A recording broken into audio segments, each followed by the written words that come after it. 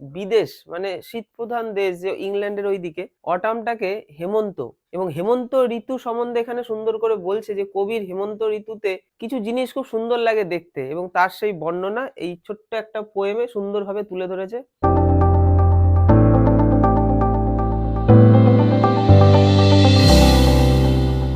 ভালো করে যদি মন দিয়ে ক্লাসটা সবাই করে তাহলে একবারেই এখানেই 80% রেডি হয়ে যাবে।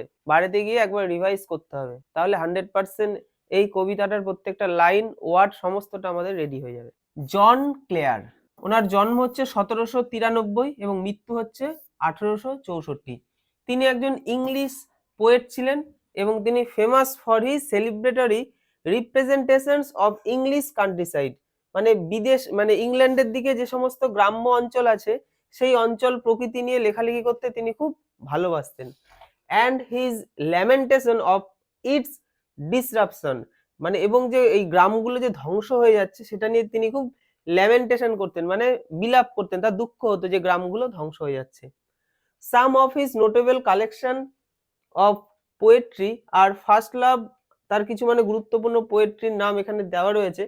First love, snow storm, the village minstrel and other poem ইটিস, এগুলো হচ্ছে তার কিছু গুরুত্বপূর্ণ লেখনী। শীতকালটা মোটেই ভালো নয়, আমরা তো শীত, এখন তো আমাদের শীতই তো, তাই না? মানে এরা অশান্তি চারিদিকে কিন্তু কাজ করছে, মানে স্নান করতে পারছি না, শুধু কেমন একটা বিচ্ছিরি সময়। তাহলে এইরকম মানে অতি ঠান্ডা অতি গরম এটা কেউই পছন্দ করে না। তো আমরা এখন অতি ঠান্ডায় রয়েছি। এই ঠান্ডা আসার আগের সময়টা হচ্ছে হেমন্ত, এবং এই সময় যে যে জিনিসগুলো কবি দেখতে পাচ্ছে, যে দমকা কিছু হাওয়া দেয়, সেই হাওয়াতে গাছের পাতাগুলো মানে ঘুরপাক খায়, তো এই জিনিসগুলো দেখে কবির ভীষণ সুন্দর লাগছে। আমি প্রত্যেকটা লাইনের প্রত্যেকটা ওয়ার্ডের যেগুলোর বেঙ্গলি মিনিং জানার প্রয়োজন আছে, যেগুলো আমাদের কাছে অচেনা নতুন নতুন কিছু ওয়ার্ড, সেগুলোর বাংলা মানে আমি লিখে দিয়েছি, তোমরা সবাই নোট করে নিয়েছো বইয়ের মধ্যেই, ঠিক আছে? তাহলে আমাদেরকে পড়তে খুব সুবিধা হবে, আমরা মুখস্থ করব না, আমরা সুন্দরভাবে বুঝবো, প্রত্যেকটা ওয়ার্ডের মানে জানবো, এবং এখান থেকে কোনো প্রশ্ন পরীক্ষায় আসলে যাতে আমরা নিজেরা লিখতে পারি। তো সে মানে যদি কোনো প্রশ্ন আসে সেটা তো এখানকারই কোনো একটা লাইন রিলেটেড হবে, সেই লাইনটা যেন আমরা লিখতে পারি, তার শুরুতে এবং শেষে কি লিখতে হবে সেটা তো আমরা লিখতে লিখতেই শিখবো, এবং শিখে আমরা গেছিও। এখানে আই মানে কবি বা পোয়েট নিজেকে বলছে, ঠিক আছে? কবির তো সুন্দর লাগছে দেখতে, মানে কবি মানে একটা সৌন্দর্য ফিল করছে, সেই ফিলিংসটা তিনি এখানে শেয়ার করেছে। I love the fitful gust that shakes the casement all day. কি বলছে? আমি ভালোবাসি দ্য ফিটফুল ঘাস, ফিটফুল মানে অনিয়মিত, মানে হাওয়া নিয়মিত দিচ্ছে, কন্টিনিউ, যেমন সমুদ্রের ধারে দেয়, ওটা আলাদা জিনিস, কিন্তু মাঝে মধ্যে হাওয়া হাওয়া নেই আবার হাওয়া, এটা হেমন্ততে দেখা যায়। তাহলে এই অনিয়মিতকে ইংলিশে বলে ফিটফুল। তাহলে ফিটফুল ঘাস, আর ঘাস মানে হচ্ছে দমকা হাওয়া, হঠাৎ করে বেশি হাওয়া, তারপর আস্তে আস্তে স্লো হাওয়া, আবার হঠাৎ করে বেশি হাওয়া, এটাকে বলে কি ঘাস্ট, মানে দমকা হাওয়া। দ্যাট যেটা, শেক্স, শেক্স মানে হচ্ছে কাঁপিয়ে দিচ্ছে, কি কাঁপাচ্ছে? দ্য কেসমেন্ট, কেসমেন্ট মানে জানালা, বড় বড় জানালা হয় বড় বড় বাড়িগুলোতে, বা যে কোনো বাড়িতে দেখা যায় না এখন বড় বড় সেই জানালা, সেই বড় জানালাকে বলে কেসমেন্ট। অল ডে, সারা দিন ধরে। তাহলে প্রথম দুটো লাইনে পেলাম দমকা হাওয়া, সে কি করছে? সে কি করছে? কাঁপিয়ে দিচ্ছে, কাকে? জানালাকে। এখানে সাবজেক্ট হিসেবে কিন্তু মেন যে কাজ করছে এই দমকা বাতাস কিন্তু কাজ করছে, পুরোটার মধ্যে দমকা বাতাস কি কি কাজ করছে দেখো, সেইটাই তিনি এখানে বলছে। and from the mossy elm tree takes the faded leaves away। দেখো মসি এলম ট্রি, মসি মানে হচ্ছে মসে ঢাকা, মসে ঢাকা। মস কাকে বলে? দেখবে কিছু বড় বড় গাছ আছে অনেক প্রাচীন, সেই গাছগুলোর কিছু অংশে সেরকম রোদ পড়ে না, শ্যাওলায় ঢেকে থাকে, এবং শ্যাওলায় ঢেকে থাকা এই গাছের উপরে কিছু পাতাও পড়ে থাকে, ঠিক আছে? পুরনো একদম ফ্যাকাশে হয়ে যাওয়া পাতা, এগুলো যদি আমরা একটু ফিল করতে পারি, কিছু জায়গার দৃশ্য যদি আমাদের মনে পড়ে যে বড় বড় গাছ শ্যাওলা জমেছে, তার উপরে কিছু পাতা ছড়িয়ে রয়েছে, ঠিক আছে? তো সেটাই এখানে বলছে যে mossy elm tree takes the faded leaves away, এবং সেখানে যে বিবর্ণ যে পাতাগুলো পড়ে আছে গাছের উপরে, লিভস অ্যাওয়ে, সেগুলোকে উড়িয়ে নিয়ে যাচ্ছে। কে নিয়ে যাচ্ছে? এই যে দমকা বাতাস, এই হচ্ছে সাবজেক্ট, এই মেন কাজ করছে, দমকা বাতাসের হাওয়া ওই পাতাগুলোকে সরিয়ে দিচ্ছে। আর কি করছে দেখো, twirling them by the window pane, by the window pane with thousand other down the lane. দেখো টুয়েলিং মানে কি? টোয়ারলিং মানে হচ্ছে ঘুরপাক খাওয়া। দেম দেম মানে পাতাগুলোর কথা বলা হচ্ছে, মানে পাতাগুলো ঘুরপাক খাচ্ছে কোথায়, বাই দা উইন্ডো পেন, মানে জানালার যে কাঁচ সেটাকে বলে পেন। তো উইন্ডো পেনের পাশে পাতাগুলো ঘুরপাক খাচ্ছে। With thousand others down the lane, এবং এরকম আরো হাজার হাজার পাতা সব ঘুরপাক খেতে খেতে জানলার পাশ দিয়ে পড়ে যাচ্ছে। তো কবি হঠাৎ করে জানলার কথা কেন বললো, তাই এখান থেকে বুঝতে পারছি কবি হয়তো ঘরে বসে রয়েছে, জানলার সামনে বসে রয়েছে এবং বাইরের দৃশ্য দেখছে, তার ভালো লাগছে, সেটা তিনি লিখছে। তাহলে এই যে প্রথম স্ট্যাঞ্জাতে আমরা যেটা পেলাম যে দমকা বাতাস কি কি করছে, তাই না, দমকা বাতাস জানলাটাকে দোলাচ্ছে। আর কি, মসি এলম ট্রি, যে গাছের মানে যে গাছগুলোর মধ্যে বিবর্ণ পাতা পড়ে রয়েছে সেই পাতাগুলোকে উড়িয়ে নিয়ে যাচ্ছে। আর কি করছে, আরো অনেক পাতা রয়েছে চারিদিকে, যে পাতাগুলো এরকম ঘুরপাক খাচ্ছে জানালার পাশে, ঘুরপাক খেতে খেতে পড়ছে। এই সমস্তটা কে করছে, এই দমকা বাতাস। ঠিক আছে, এই যে অনিয়মিত দমকা বাতাস, ফিটফুল গাস্ট। ঠিক আছে, তাহলে এখান থেকে কিন্তু আমরা প্রশ্ন যদি দেয় আমরা কিন্তু বুঝতে পারছি কেমন প্রশ্ন হতে পারে এবং তার উত্তর কি হতে পারে। I love to C the shaking twig dance till the start of eve, the sparrow on the cottage roof। এখানে তিনটে লাইনে কি পেলাম, আই লাভ আমি ভালোবাসি, তাহলে আমি ভালোবাসি কি দেখতে, টু সি দেখতে, দ্য শেকিং টুইগ, শেকিং মানে কম্পমান, এটা আমরা আগেই জেনেছি। টুইগ মানে হচ্ছে পল্লব, পল্লব কাকে বলে, গাছের ছোট্ট ছোট্ট ডাল, মানে নতুন নতুন বা পুরনো হবে ছোট্ট ডালের অংশগুলোকে পল্লব বলে, যেটাকে বলে twig. Dance till the start of eve, মানে এই যে ইভ মানে এখানে ইভিনিং কে বলা হচ্ছে, হ্যাঁ, তাহলে স্টার্ট অফ ইভ মানে সন্ধে নামার সময়, সন্ধে নামার সময় পর্যন্ত ওই ছোট্ট ছোট্ট ডালগুলো নড়ে চলেছে, কেঁপে চলেছে, কিসের জন্য, ওই দমকা বাতাস, হাওয়া, হেমন্তের হাওয়া এগুলোকে নাড়িয়ে চলেছে। The sparrow on the cottage rick, দেখো স্প্যারো মানে কি, স্প্যারো মানে চড়ুই পাখি, তাহলে চড়ুই পাখি অন দা কটেজ রিগ, কুড়ে ঘর, এই যে কটেজ মানে তো কুড়ে ঘর, আর রিগ, ঠিক আছে, রিগ হচ্ছে কুড়ে ঘরের ওপরের চালটাকে বা বেরিয়ে থাকা অংশটাকে বলা হচ্ছে, সেই জায়গাটাতে কে রয়েছে, চড়ুই পাখি রয়েছে। হুজ চার্প, এটার উচ্চারণ কি বলবো, অনেকে অনেকে চির্প বলবে, এটা chirp. Whose chirp would make believe that spring was just now flirting by in summer's lap with flowers to lie। তো হুস চার্প এখানে বলছে যার কিচিরমিচির, কার কিচিরমিচির, চড়ুই পাখিগুলোর কিচিরমিচির, তাহলে চার্প মানে কিচিরমিচির, কিচিরমিচির। উড মেক বিলিভ মানে আমাদেরকে বিশ্বাস করায়, বিশ্বাস করতে বাধ্য করায়, ঠিক আছে, মানে বিশ্বাস করায়, দ্যাট যে স্প্রিং, স্প্রিং মানে কি, বসন্ত, ওয়াজ জাস্ট নাও ফ্লার্টিং মানে বসন্ত ছলনা করছে আমাদের সাথে, মানে একটা কিছু মানে এই ঋতুর কিছু জিনিসগুলো মনে হচ্ছে যেন মানে ওরা এমন ভাবে কিচিরমিচির করছে যেন মনে হচ্ছে বসন্ত ঋতু আমাদের সাথে ছলনা করছে, মানে বসন্তকালে যেরকম ভাবে পাখিরা ডাকে ঠিক তাদের কিচিরমিচির এরকমটা মনে হচ্ছে যে বসন্ত ঋতু ছলনা করছে। ইন সামার স্ল্যাব, সামার মানে কি, গ্রীষ্ম, তাহলে গ্রীষ্মের কোলে, উইথ ফ্লাওয়ার্স টু লাই মানে বসন্ত গ্রীষ্মের কোলে আর কি শুয়ে পড়ছে, যেমন ফুলেরা শুয়ে পড়ে, মানে বসন্তকালের পর যখন গরমটা আসে তখন কি হয়, বসন্তকালে যে ফুলগুলো যেমন একদম চনমনে ভাবে সব ভরে উঠেছিল, খুব গরমটা যখন পড়ে তখন কিন্তু সেই ফুলগুলো আস্তে আস্তে নুয়ে পড়ে বা অন্যরকম টাইপের ঠিক হয়ে যায় বা পড়ে পড়ে পড়ে যায় বা মানে হালকা হালকা টাইপের হয়ে যায় তারা।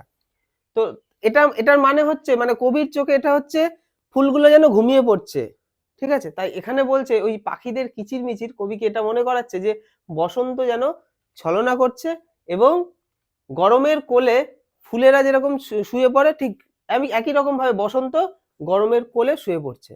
I love to C the cottage smoke, আমার ভালো লাগে, আর কি ভালো লাগে, টু সি দেখতে, টু প্লাস ভার্বের ফার্স্ট ফর্ম থাকলে তয়কারে তে আসে ভার্বের মধ্যে, তাহলে আমি ভালোবাসি টু সি দেখতে দ্য কটেজ স্মোক, কটেজ মানে কি, কুড়ে ঘর, কুড়ে ঘরের ধোঁয়া, তাহলে আমাদের গ্রাম্য অঞ্চলে কুড়ে ঘরে উনুন ধরানো ধোঁয়া নয়, যে বিদেশের ঘরগুলোতে দেখা যায় মাঝখান দিয়ে চিমনি ওঠে যেখান দিয়ে ধুয়ো বেরোয়, ঘরের মধ্যে কেউ মানে ওইটা বেশিরভাগ মানে শীত প্রধান দেশে থাকে, কারণ শীতটা ওখানে বেশি থাকে, ঘরটাকে গরম করার জন্য ঘরে আগুন আগুন জ্বালানো হয় এবং তার ধোঁয়াটা তো ঘরের মধ্যে রাখলে হবে না, ঘর কালো হয়ে যাবে, সমস্ত কিছু নষ্ট হয়, তাই ধোঁয়াটা যাতে ওই চিমনি দিয়ে বেরোয় সেই চিমনির সেই বড় যে অংশটা অনেকটা ইটভাটার মতো, ইটভাটার তো বিরাট বড় হয়, আমরা বুঝতে পারছি, ফিল করতে পারছি ছবিটা কেমন হতে পারে। তো সেখান দিয়ে যে ধুয়োটা বেরোচ্ছে সেই ধুয়োটা দেখতে কবির ভালো লাগে। Curl upwards through the naked trees. তো কার্ল মানে হচ্ছে কুণ্ডলী, ধুয়োগুলো এরকম কুণ্ডলী পাকিয়ে পাকিয়ে উপরে ওঠে, আপওয়ার্ডস মানে উপরের দিকে ওঠে, through the naked trees, necked মানে হচ্ছে নগ্ন, নগ্ন মানে যে গাছের পাতাগুলো ঝরে গেছে, ওই সময় দেখা যায় না বিভিন্ন পর্ণমোচী বৃক্ষগুলোর পাতা ঝরে পড়ে, সেই পাতা ঝরে যাওয়া গাছের সাইড দিয়ে ধোঁয়াগুলো কুণ্ডলী পাকিয়ে পাকিয়ে উঠছে, এটা দেখতে খুব ভালো লাগে। The pigeons nestled round the cote on dull November days like this. কি বলছে? দ্য পিজিয়ন্স, পিজিয়ন্স মানে কি? পায়রা, পায়রাগুলো। তাহলে পায়রাগুলো nestle round the cote, nestle মানে হচ্ছে কি? বাসায় থাকা, মানে তাদের তো পায়রা তো আর নিজে সেরকম বাসা বানাতে পারে না, ওরা কি করে বিভিন্ন বিল্ডিং এর মধ্যে, ঠিক আছে, যেখানে এখানে শীত প্রধান দেশে পায়রা থাকার জন্য কিছু বাড়ি জায়গা করে দেয়, সেইখানে তারা কি করে বিভিন্ন রকম মানে খড়কুটো নিয়ে এসে একটা বাসার মতো বানিয়ে দেয় ওর ওর উপরে আর কি, যাতে একটু গরমটা লাগে, একটু চারিদিকটা যাতে একটু ঢাকা ঢাকা হয়। তাহলে nestle round the cote, cote মানে বাসা, তাহলে তারা সবাই বাসার চারিদিকে এসে বসে পড়েছে, মানে সবাই আর কি ওই ধুয়োগুলো যেমন পাকিয়ে পাকিয়ে উঠছে, ওরাও ঠিক তেমন ধুয়োর মতো করে, মানে অনেক কটা পায়রা এক জায়গায় বসছে, বাসাটাকে ঘিরে আর কি বসে সব এক জায়গায় জুবুথুবু হয়ে বসছে। On dull November days like this, ডাল কেন বলা হচ্ছে?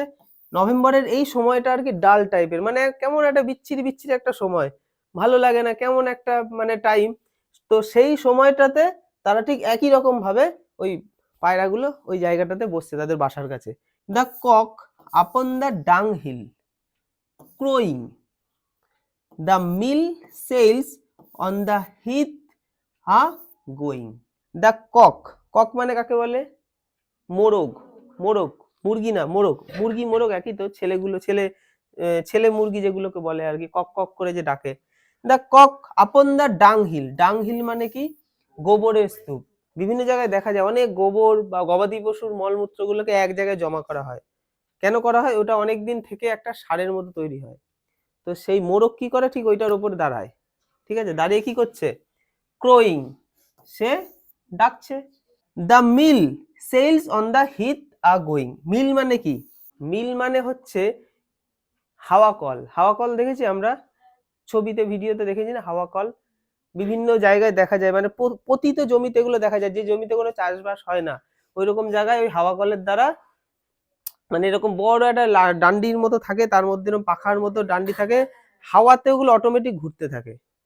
তাহলে the mill sail on the heath are going, এই হিথ মানে হচ্ছে পতিত জমি, পতিত জমি মানে কি? অনুর্বর, যে জমিতে চাষবাস হয় না, মানুষও থাকে না, ওই রকম জমিতে হাওয়া কলগুলো লাগানো থাকে, এবং হাওয়া কলগুলো সেলস মানে ঘুরছে, সেল করছে, ঘুরছে, ওগুলো তো কোনো যন্ত্রে ঘোরে না, ওগুলো হাওয়ায় ঘোরে, ঠিক আছে। আর গোয়িং, তারা জোরে জোরে ঘুরছে, আর গোয়িং মানে জোরে জোরে ঘুরছে, তাহলে হাওয়া কলগুলোকে জোরে জোরে ঘোরাচ্ছে।